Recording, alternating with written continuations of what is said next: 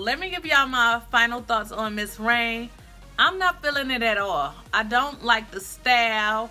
The curls not holding up to me. I don't know what type of style this unit came in. I guess I probably got a bad unit or whatever, but overall, I'm not feeling it. Like, I went ahead and added some Got to Be Glued to lay down the hump. It was very humpy right here, and it still didn't work. Let's see. This side kind of like giving me something, and this side is giving me nothing. So let's see if my flat iron is on about 300. I'm gonna go in here and see if I could curl it.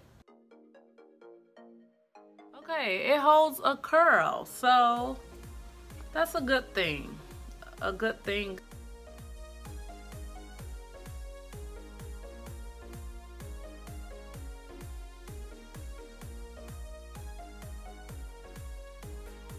I really don't feel like putting in too much work, but this can be an everyday unit for somebody else, but this unit is not for me. The density on here is very full.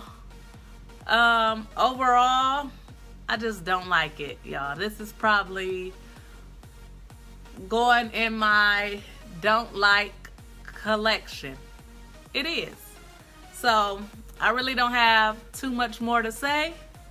You guys could thumbs up.